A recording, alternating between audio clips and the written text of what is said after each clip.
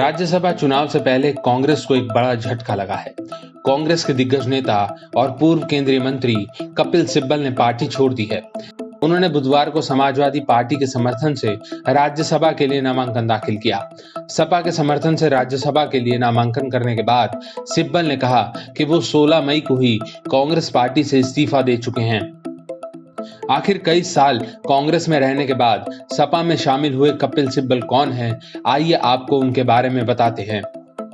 सिब्बल का जन्म 8 अगस्त 1948 को पंजाब के जालंधर में हुआ। सिब्बल का परिवार 1947 के बंटवारे में भारत आकर बस गया। सिब्बल के पिता हीरा लाल भी पेशे से वकील थे। भारत सरकार ने सिब्बल के पिता को साल 2006 में पद्म भूषण से सम्मानित किया। सिब्बल साल 1964 में पढ़ाई के लिए दिल्ली चले गए। उन्होंने दिल्ली यूनिवर्सिटी से इतिहास में एमए और एलएलबी की डिग्री ली। इसके बाद साल 1972 में उन्होंने बार एसोसिएशन ज्वाइन कर लिया। साल 1973 में सिब्बल आईएएस के लिए सिलेक्ट हो गए थे, लेकिन उन्होंने खुद लॉ प्रैक्टिस करने का फैसला किया। साल 1977 में सिब्बल ने हार्वर्ड लॉ स्कूल से एलएलएम की डिग्री ली।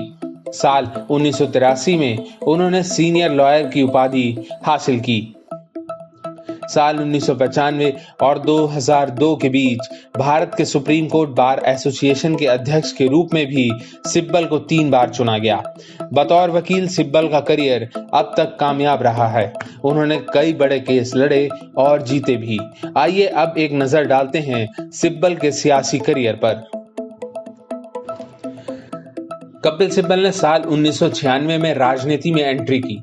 कांग्रेस के टिकट पर अपना पहला चुनाव लड़ा, लेकिन बीजेपी की सुषमा स्वराज से उन्हें हार का मुंह देखना पड़ा। साल 1998 में राज्यसभा के जरिए सिब्बल राजनीति में आए।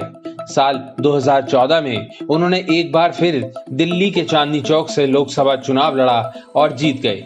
सिब्बल ने इस चुनाव में बीजेपी की स्मृति ईरानी को हराया और लोकसभा पहुंचे।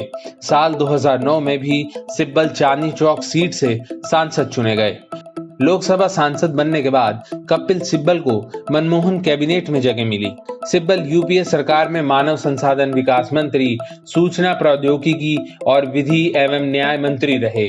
मनमोहन सरकार में कपिल सिब्बल ने कई और जिम्मेदारियां भी संभाली। साल 2014 में मोदी लहर में सिब्बल को लोकसभा चुनाव में हार का सामना करना पड़ा।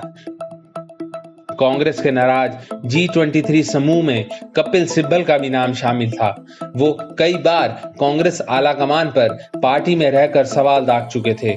साल 2016 में सपा ने समर्थन देकर कांग्रेस उम्मीदवार के रूप में उत्तर प्रदेश से सिब्बल को राज्यसभा भेजा था। साल 2022 में हाथ का साथ छोड़कर साइकिल पर सवार होकर सिब्बल अब राज्यसभा पहुंचेंगे।